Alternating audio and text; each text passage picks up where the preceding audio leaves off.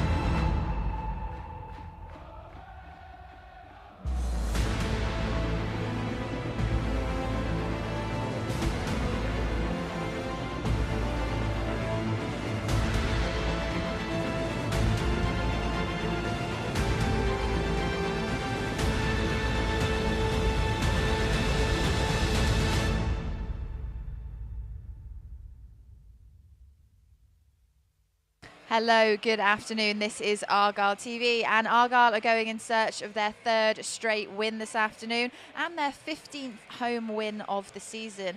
Fleetwood Town are your visitors today at Home Park, and they're also in a fine run of form. But the way we've been playing here, there is an expectation that Argyle can stay top of the table. So we're bringing you all of that this afternoon. Kick-off just under an hour away now here on Argyle TV. We'll have a lot to get through, including the team news in just a second. We'll also be speaking to former Plymouth Live sports reporter Jack Ball, who's going to be joining us to talk about the Rainbow Laces campaign, which is all part of the fixture this afternoon. We'll also hear from Nigel Lonvike on how he's enjoying life at Argyle, and of course Stephen Schumacher will be giving his thoughts on today's game. Lots to cram in, and doing it all in the company of the exceptional Ian Stonebridge this afternoon. Ian, how are you? Good, thanks, Erin. Yeah. Welcome back. I haven't seen you in a little while. Of course I should say Dr. Ian Stonebridge now. Yeah, I'm not going to insist on it the whole time, but yeah, I've still got a little bit of work to get it over the line, but no, it's nice to, it's been a long piece of work, so pleasing to get that done. No, well, congratulations. Thank you. Doctor in the building. We will be relying on your expert knowledge this afternoon. Good couple of results coming in for Argyle, and coming into this one, Argyle in a good place, once again, top of the table. Yeah, it's great to be back up there, I think, and after that slight disappointment in the game away at Sheffield Wednesday, to get back on track with those two results against teams who, in recent seasons have been really strong in this division. So, particularly pleasing to get 3 points on Tuesday night. Perhaps not with the best performance, but again, it's that momentum that keeps them going. Yeah, momentum is something that really comes into play with Argyle, isn't it? Where they seem to, once they get onto a good run of form, they almost look unstoppable sometimes. Yeah, it's that old adage about a team that's doing well in the league and getting the points on the board still without perhaps playing to the best of their ability, and I think Tuesday night was a really good example of that. But it just shows how far the team have come, that they can perhaps not be at their best but still run out kind of comfortable winners in the end. Yeah, and we're of course back here at Home Park this afternoon. You'll see there on the screen in front of you, stadium starting to fill up with fans. A little bit drizzly today, but I think off the back of the last couple of games that we've seen here, people have got a lot to look forward to, especially where you consider where Argyle are on the table and where Fleetwood are. Yeah, definitely. I think another sellout here is fantastic. I actually think the conditions today, with that little bit of drizzle and the nice slick pitch, will really suit Argyle's style of play. It's not going to be an easy afternoon. We know that. Fleetwood in a good run of form, but I think the conditions could play into Argyle's hands today. Yeah, we will. We'll be looking forward to seeing what's happening. We'll take a look at your team news as well now, so you know exactly who to expect on the pitch. We always start our starting 11, of course, with the Argyle team, and they are as follows. Callum Burton is your goalkeeper this afternoon, followed by Macaulay Gillespie, Jordan Houghton, James Wilson, Joe Edwards, Ryan Hardy, Finn Azaz, Nigel Lomvike, Callum Wright, Jay Matete and Tyreek Wright. And then on the bench today we have got Adam Parks, James Bolton, Matt Butcher, Niall Ennis, Michael Miller, Sam Cosgrove and Barley Mumba. A couple of changes in there today. Ian, what are you making of the choice that Stephen Schumacher has put forward first to start us off? Yeah, we're kind of becoming used to it being unpredictable at the moment, aren't we, in terms of the rotation. And I'm really excited to see Callum Wright and Finn Azaz playing in behind Ryan Hardy. I thought Callum Wright in particular did really well when he came on Tuesday night. You know, some really nice touches, really willing runner with the ball, really creative. So I think him and Azaz in behind Hardy is something I'm really looking forward to seeing. Mm-hmm. And I think, of the newer signings, you've got, Jay Matete there is one that seems to have struck a chord with fans. People have been really impressed with him so far, haven't they? Definitely. He's been excellent, and I think him and Jordan Houghton today, it being a home game, it's going to be really important they provide that defensive base to the midfield that allows Argyle's other players, including the wing-backs, to get forward and really take the game to Fleetwood. Mm-hmm. Do you think, with the team that Stephen Schumacher is putting out, because, it's not the same starting lineup that we're seeing every week. There can be, I think, 4 changes today from last time. I think the other week there were, considerably more. It just goes to show the depth of options that Stephen Schumacher has put forward for himself. Yeah, it's brilliant. The development of the squad across the season, including the January transfer window, I think has been crucial to that. And you only have to look at the subs bench today and even players that aren't involved. Obviously, there are a few injuries, but that subs bench today really has some real quality on it, and importantly, different options that the management team can use to change the game should they need to, if it's not going our way. Yeah, and it's important to mention as well, of course, Callum Burton, been 2 league games so far for him, walking away with wins from both of them. It's a great start to his kind of league career, isn't it? Yeah, I think it's vital Argyle have won the games. We don't need to dwell on the goal from Tuesday night. He'll know that he should have done better with it. But I was actually really impressed with the way he approached the game after that. I can't imagine being a goalkeeper, quite frankly, the pressure they're under, and after a slight mistake like that, where everyone's now concentrating on him for the rest of the game. I thought he did brilliantly to play with confidence, to take some really important crosses and corners at vital times in the game for Argyle, and hopefully he'll be wanting to get a clean sheet. So hopefully today can be the day for him. Yeah. It must be quite a lot of pressure for him as well when you think Michael Cooper putting in so much hard work for the season. Argyle are currently where they are. For then him to come out injured, and then the pressure then goes on to Burton's shoulders to kind of maintain and try and make sure Argyle don't slip. Yeah, absolutely. It's a formidable task to come in. Mike's been excellent, as everyone knows, and really highly thought of. It's a real disappointment for him with the injury, but that's the situation Argyle find themselves in. Callum Burton's come in, and as we said, there's been some good results so far. So fingers crossed he can get that clean sheet today and build his confidence from there. That would be fantastic. And as you said, that is the nature of football. You just never know what's going to happen. One thing we do know though is the Fleetwood lineup for today. So let's have a little look at our opposition and how they are shaping up this afternoon. In front of you there, we have got Lynch, Ndaba, Holgate, Nsiala, Rooney, Buridu, Vila, Robertson, Warrington, Mendes Gomez, Marriott, and on the Fleetwood bench, McMullen, Johnson, Dolan, Patterson, McAdam, Stockley and Hayes. They've won 2 in a row coming into this. They are still in a little bit of a relegation scrap, but like you said before, Ian, that there's still going to be a competition for us today. Definitely. Across the season, teams go on runs at different times, and I think you could look at Fleetwood's league position and get the wrong idea about today's game. I think it's crucial that Argyle approach it, in the way they have done in all their games this season, concentrating on their game. Really not treating Fleetwood as an easy match. And as you said, those last 2 results, including and then the win against Sheffield Wednesday in the FA Cup for them, show that they're not perhaps that league's position at the moment for them is slightly false, and they're on a good run. So it's important that Argyle get a good start to today's game. Yeah, I mean, they have already beaten us earlier in the season, so that's worth bearing in mind. And then in terms of the players today, Jack Marriott in there, a lot of experience and quality, and they've chosen to put Jayden Stockley on the bench to start off with. What are you making of that? Yeah, two experienced strikers. Clearly they'll have done their homework on how Argyle play.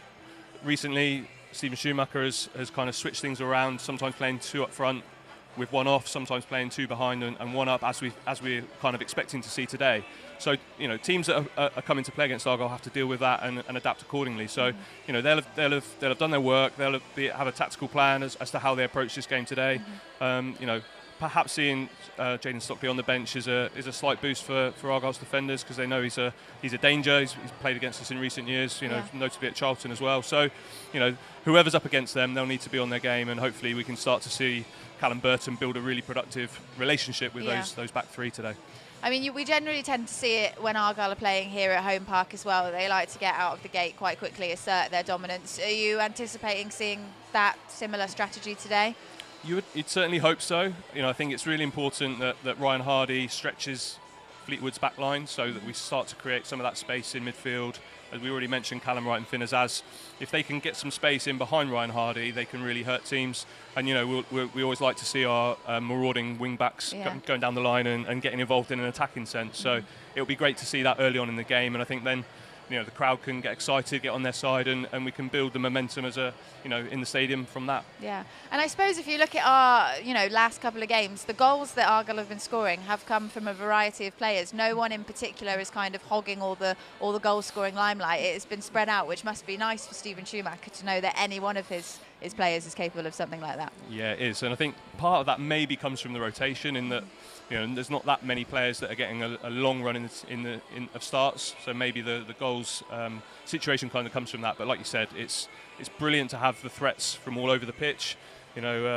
Saxon Early getting his first goal from left wing back the other day, brilliant to see, and again, having a striker in form and confident like Ryan Hardy is also crucial. So I think that will be part of the reason behind him getting the nod to start up front today. Yeah, I think a great goal from Ryan Hardy here last weekend when he chucked that ball in very expertly towards the end of the match there. So hopefully we'll see a lot more coming this afternoon, and Argyle can continue that goal scoring quality that we're used to seeing from them.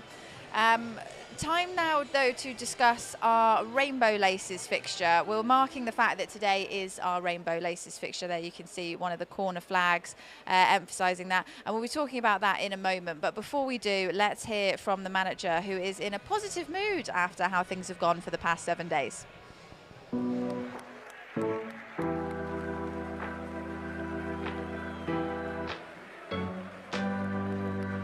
Funny how a week can change things, isn't it?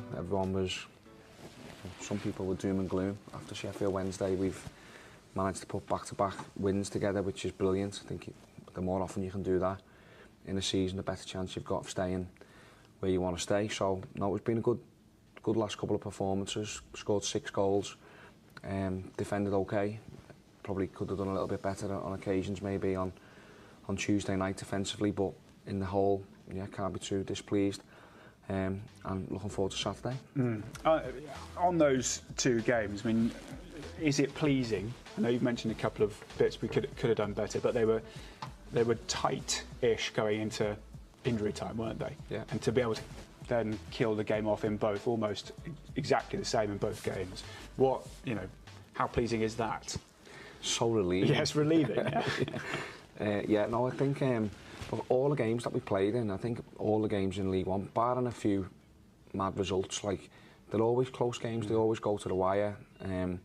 Teams who we've been playing have been good teams, so we didn't expect an easy game against Portsmouth and against Oxford, and we didn't get an easy game, so we got our noses in front both occasions, and we've had to dig in, show some good character in the closing stages, and then when you've got Ryan on the pitch late on in games and the game opens up and teams are committing, throwing everything forward, he's such a powerful weapon to have. So thankfully he sealed them and we could all celebrate and breathe. Yeah, it says something about his, but also the side's fitness, I suppose, doesn't it, and mental strength to at that stage of the game when you've been battling to have the composure to finish it off, or at least still keep going.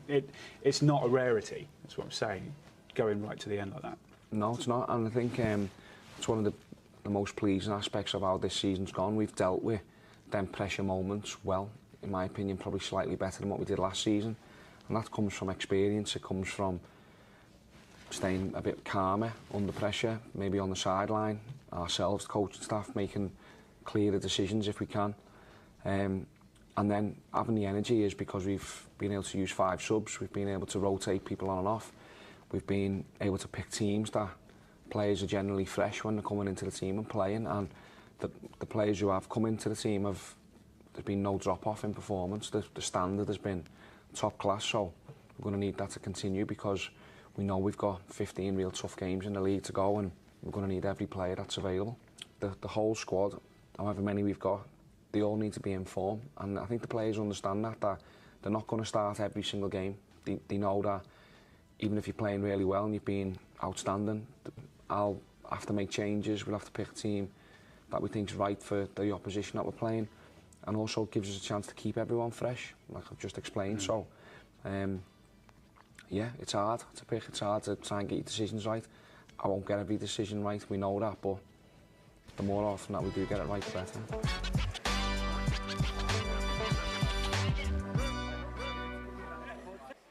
A word from Stephen Schumacher there ahead of this afternoon's game. He seems to be getting it right more often than not, doesn't he, Ian? Yeah, with the rotation, there's no problems if the team keep winning. All of a sudden, if there are a few bad results from the rotation, then questions might be asked. But at the moment, that rotation and keeping players fresh, keeping them hungry, they seem to be rewarding the manager with their performances on the pitch. So yeah, long may that continue. Yeah, I remember being here last Saturday with Katie Middleton, and when the lineup was announced, there were a lot of questions coming in online from fans questioning why he'd made certain decisions and what we could expect. But as more often than not, it seems it's turned out for the best. And like you said, with the players that he's got and his ability to rotate them, he's giving everyone a go, and the results are coming in for Argyle. Yeah, I mean, first of all, it's the luxury of the squad, the strength of it and the depth of it that allows the manager to make those decisions, and I think that's clearly crucial in the way that they're approaching the games at the moment. But as with any team coming here, Argyle will have their own plans around their opposition that they're facing, how they think they can exploit their weaknesses, and they'll pick a team accordingly. The manager's not shy to leave players out if he feels that's the best thing, and we've seen that happen with some key players. As we said, with the team winning, there'll be no complaints about that at all, and the players will be hungry to get back into that starting lineup again. Yeah, and again, from speaking to various people on Argyle TV, certainly at this point of the season, the emphasis from Stephen Schumacher seems more on the players and delivering quality in games than crunching the numbers and looking at points and everything needed to stay at the top of the table. However, having said that, looking at where we are in the season, realistically, how many more points do you think Argyle need to stay up there? Yeah, I'm definitely not going to make myself look silly by trying to answer that. We had this last season where we got an enormous amount of points, but still didn't even make the playoffs in the end. So, I think the manager and the coaching staff and the players clearly taking the right approach in taking each game as it comes and focusing on their performances as opposed to those of other teams, Yeah, I mean, we've got this graphic up for everyone to see at the moment. Argyle there with 67, a win, draw, loss, and then 2 wins, which, seems slightly lesser than all the other teams that we've got up here, and yet, Argyle are sitting nicely at the top of the table. You did mention as well who we've got playing Bolton this afternoon are coming off on the back of 6 wins. So, Wickham, I think, would be next on that graphic. We've got 5 out of 6 wins. They're playing Bolton today. So, with a bit of luck, they can do us a favour in that respect, because Bolton are really looking like a danger team in terms of that top 2 at the moment. Yeah. But, yeah, it's our job to speculate about all this stuff. The manager, I'm sure, at this stage, still be focusing on the performance, the things they can control, and if we get towards the end of the season, we can then start counting the points. Perhaps I'm sure the manager will still then be saying, no, we're just focusing on us. But it's fun to speculate, and it's exciting to be at the top of the table where we are at the moment. Yeah, and I mean, there's still some serious points to be picked up and accumulated, especially if it means you're taking them away from sides that you don't want to have them. So do you imagine it's going to be quite a tight run coming into the end of the season? I think looking at the clubs that are in and around that kind of playoff and promotion picture at the moment, I can't see that it's not going to be tight. The resources, the size of those clubs that are involved, the squads they've got, and it only takes, as Bolton have done over recent games, and we've just seen, putting a run like that together really does change the picture. Yeah. And there's still some teams who are maybe just outside. Wycombe may be an example of that, who have experience at that end of the table. Yeah. Putting that run together, all of a sudden they come into the picture. So it's really important, I think, that Argyle just focus on their own game. Yeah. Don't get carried away. It's nice to be top, but I know if you ask the manager, and I know he already has said this, top 2 is absolutely fine. Yeah. Promotion's the aim. Yeah, exactly. I think you can, from what I've found from being on Argyle TV this season and last, one of the ways you can tell where people are starting to get nervous about positions on the table is as soon as the whistle goes at half-time, everyone whips their phones out and is pulling up the League One table and checking those scores immediately. So, it's something that everyone's still really invested in. But like you said, while it's great to have Argyle at the top of the table, it's all about the promotion, just making sure we're up there, isn't it? It is, and the first part of that for the squad is and the team is today's game.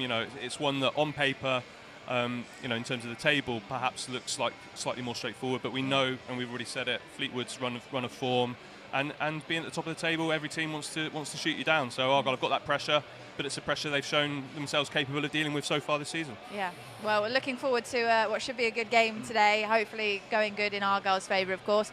You can let us know where you're watching from. Me and Ian will be reading the comments at half-time and probably a little bit later as well before the match actually starts. All the information is currently at the bottom of the screen for you. The best one is on Twitter, as Ian well knows, because our #1 Japanese fan, Tatsumaki Bones, already been in contact with us, already made a picture of Ian's face. You're now part of the club.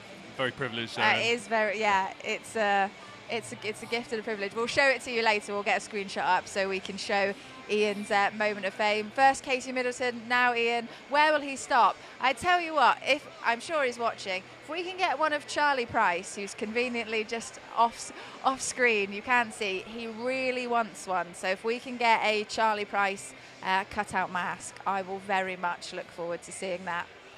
Right, you are watching Argyle TV with me, Erin Black, and Ian Stonebridge. And coming up after this, as promised, we'll be chatting to Jack Ball about the Rainbow Laces campaign.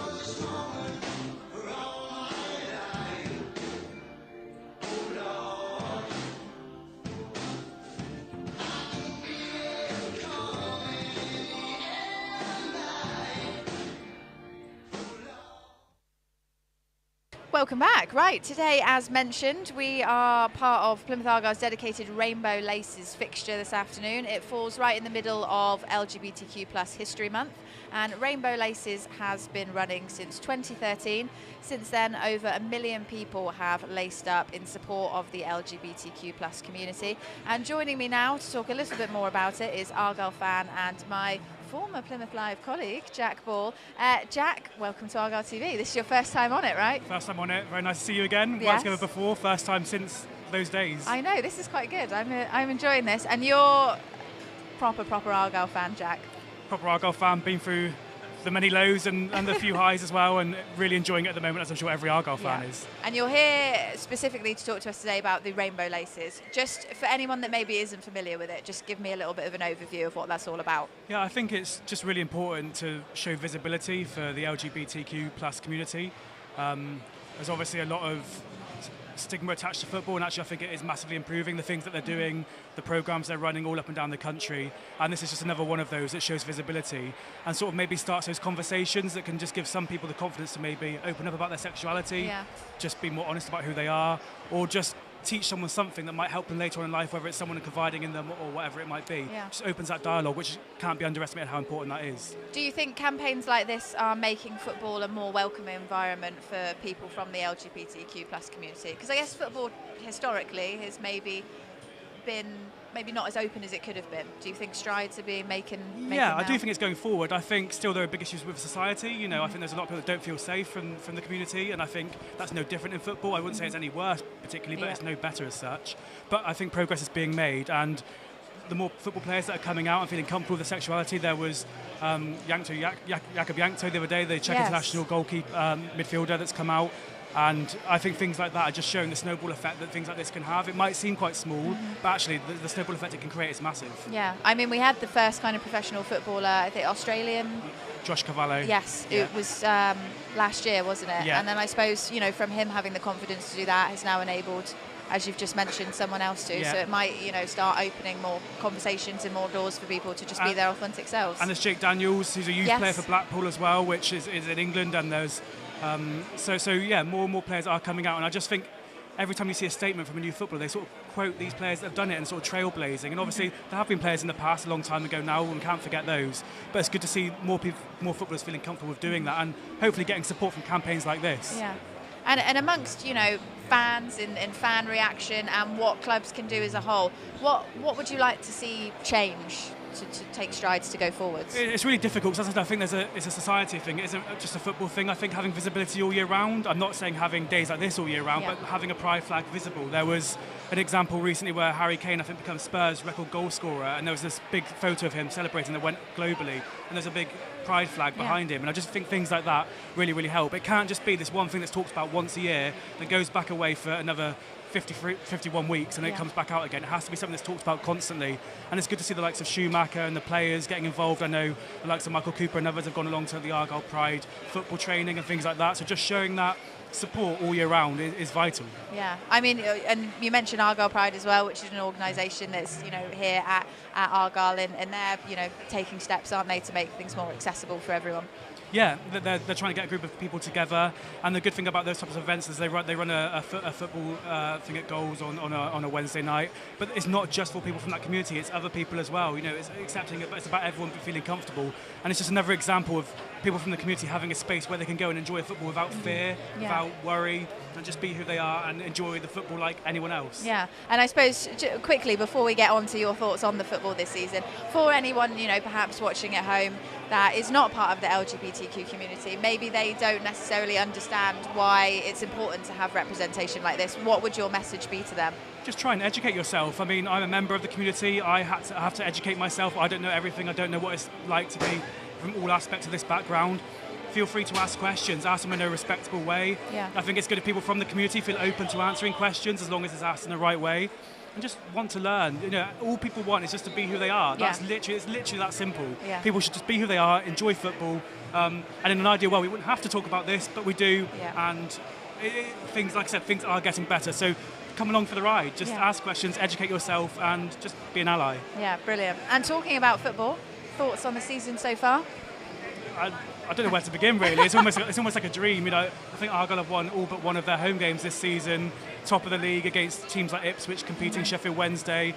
It's just been a joy to come to every single game. You look forward to every single game. If a player's missing, someone else seems to step up and just fill the void very nicely. And I really do think Steven Schumacher could go down as one of, if not the best manager of all time. I think he's absolutely fantastic, particularly if we win a cup and get promoted. His ability to change games and matches, I just think he's doing a great job. And the whole community, the whole club as a whole, just was part of the community a bit more. The fans all seem united. It seems like a very united place right now, and it starts on the pitch and it works off the pitch as well. Yeah, that is a bold claim to make, but I think, you know, what a fantastic statement to make as well, and a testament to his managerial ability. Finally, Jack, prediction for today's game. Dare I press you for one? Well, I used to do predictions all the time. I know. I've got them wrong most of the time, but I can't not go for an Argyle win, so I'll go 3-1 today. 3-1 today. Thank you so much, Jack. Thank you for talking to us about the Rainbow Laces. And you've not got very far to go, have you? Because your season ticket's steps. just behind us. So safe journey down the steps, Thank and I'll you. give you a wave during the match. Thank you very much. You can hear more from Jack, though, and learn about the Rainbow Laces in the latest episode of the Argyle podcast, which is available to download now. Right, Nigel Lonvike is enjoying a good run of form at the moment as part of the Argyle defence. The 20-year-old, who is on loan from Wolves, is very much feeling confident about playing here at the moment.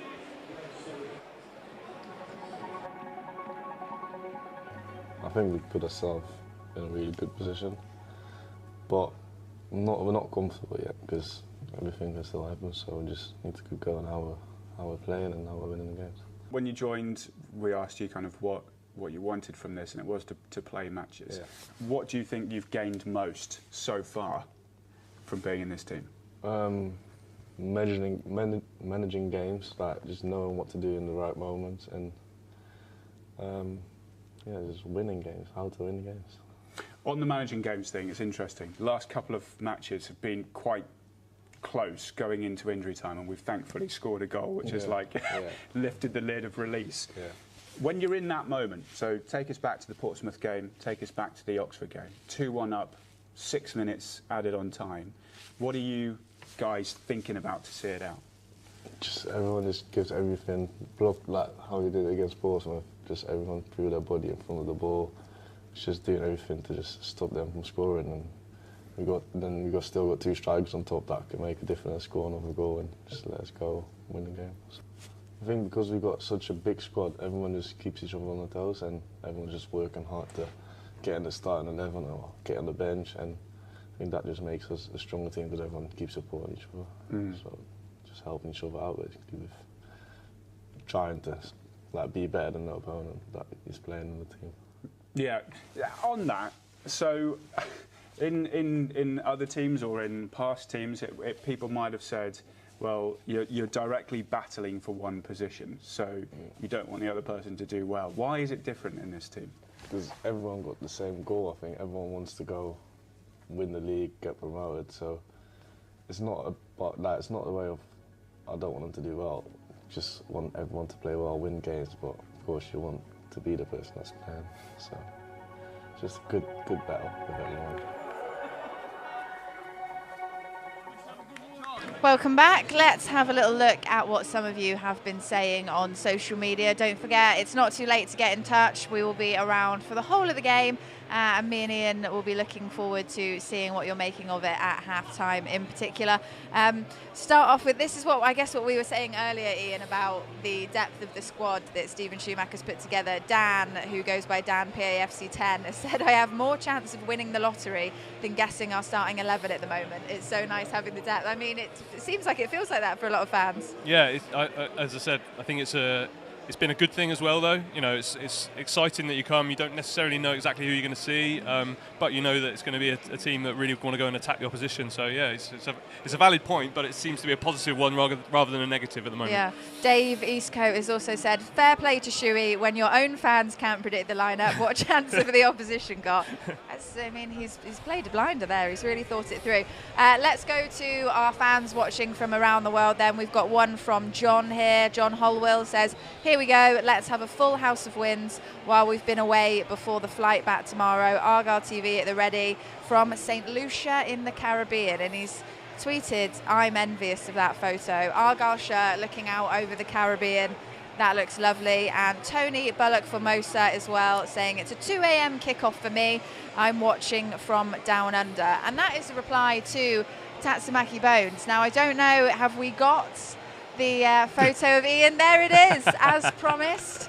Ian Stonebridge has made it to the Tatsumaki Bones Argyle Faces of Fame. I don't even know how we describe it. That is dedication to the Green Army as I have never seen before. You can't top that, can you, Ian? Is that kind of a onesie there, the Argyle onesie, or is it a set of pyjamas? I can't quite tell. I Yeah, I don't know. You know, I I mean, have I want to say, some. the narcissist in me always gets distracted by the T-shirt comprised solely of about 800 pictures of my face just behind the Argyle foam finger there. But I'm glad to see that you have now made it interchangeable to the masks. We may see a video of you dancing out in the snow in Japan later, perhaps. I look forward to that.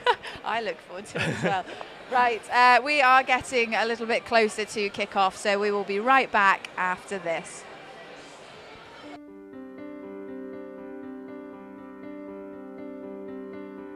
Can you pledge 35 hours for Project 35? Pledge 35 hours for Project 35. Pledge 35 hours for Project 35.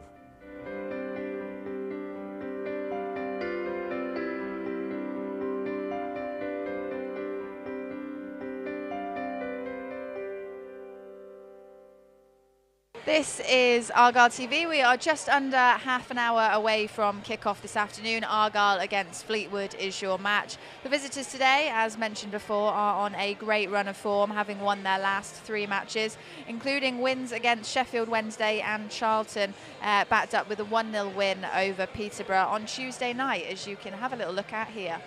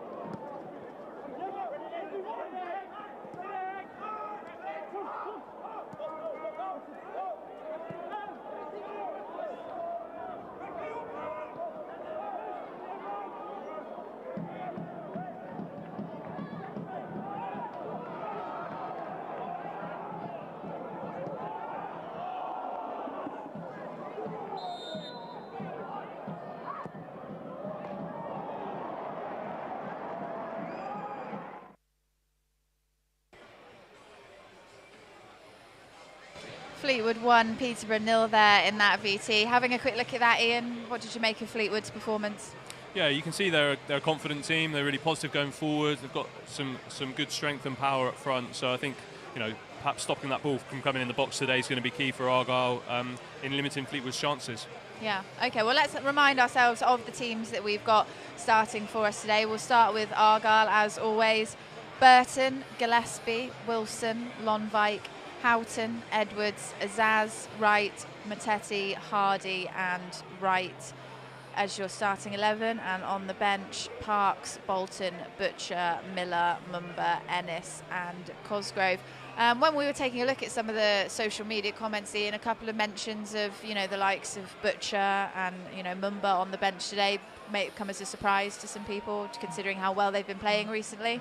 Thoughts on that? Yeah, we've touched on it already around the rotation, and it is just a great sign of Argyle's strength in depth that they're able to make those sorts of decisions and still put out such a strong side. You know, I think Tyreek Wright and Joe Edwards today in those wing back positions will be really crucial. It'd be great to see Tyreek Wright using his pace down that left hand side, you know, to get forward and hopefully provide some chances for Ryan Hardy. Yeah. Do you think he's maybe one of the players you're going to be keeping an eye on as the match progresses, just to see what he's capable of producing? Yeah, definitely. I think, you know, it's that combination, those relationships that players start to build, and some of these new players that are newer to the squad are still in that process of getting to know their teammates, where they like to run, how they like to receive the ball, and I think that would be really important, in continuing that development today. And as we've already mentioned, I think having Azaz and Callum Wright behind Ryan Hardy is a really exciting lineup in that respect today.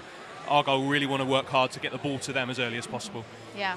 I mean, it's great for fans because you get to see a whole new style of playing with the rotation that we've got going on, and of course playing Fleetwood this afternoon. So let's take a little look at their team as well.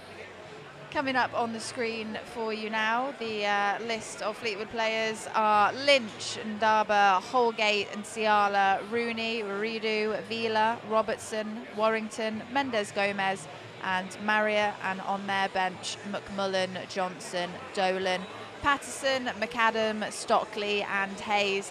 Who from that list of players, Ian, is standing out to you as real threats to Argyle this afternoon?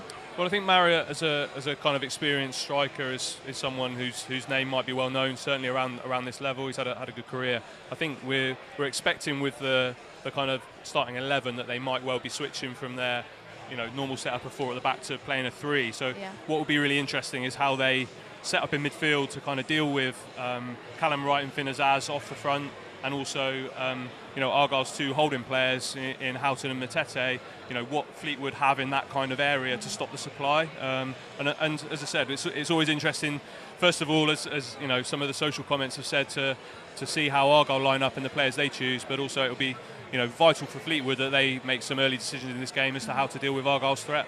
Do you think it's more likely Fleetwood are going to be playing it a little bit more defensively today, coming up against Argyle, and therefore is patience maybe a little bit more key for us? I think that we might expect that, and it might be sensible for them to sit deeper. However, Argyle have got some players.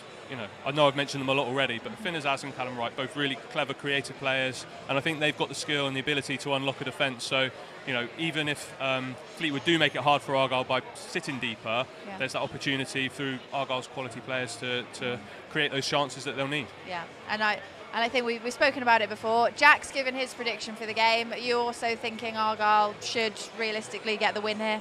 I think so, yeah. I think I was thinking about 2-1. I think it's going to be tighter than we maybe expect. I hope I'm wrong, and it's a really comfortable afternoon. But it'll be great to see Argyle get a good start, get a goal on the score sheet early on, and take the game to Fleetwood from there. But I do think it might be quite tight. Yeah, fantastic. Thank you, Ian. Let's have a quick look at some of the other games that are being played elsewhere around the league this afternoon. One, of course, that Ian has mentioned as well, which we'll come to. Big games, though, at Adams Park, which is Bolton going to Wickham. That is one very much to watch. Ipswich and Sheffield Wednesday, both are home to Forest Green and MK Dons, respectively. And then Peterborough, who we play next week, are against Morecambe. So lots to be watching. We'll, of course, bring you updates throughout the match this afternoon to let you know how the scores are progressing elsewhere around the league. It's almost time for us to hand over to the commentary box this afternoon. So all that's left for me to say right now is thank you very much, Ian, for being with us pre-match. Back again at half-time to discuss hopefully some Argyle goals. Absolutely. We keep our fingers crossed. And for those of you watching at home, that is it for the build-up here on Argyle TV, but you can still follow all of the action. If you're watching overseas and you haven't already, you can stream the game for just £10, and if you live in the UK, commentary is available to purchase for just £2.50. All you need to do is head over to pafc.co.uk for all the details on how to buy your pass. Charlie Price and Mark Edworthy are standing by in the commentary box to bring you all of the action over the next 90 minutes. And that will be coming up next. It's Argyle against Fleetwood.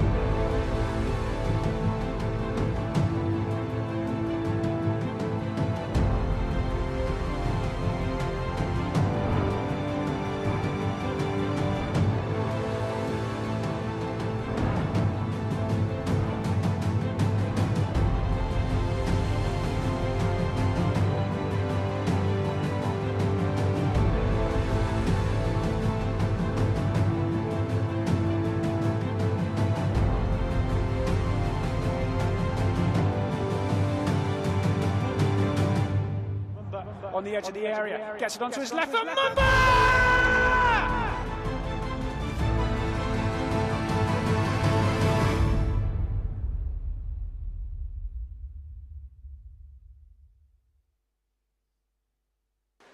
Good afternoon, everybody. Welcome to Home Park for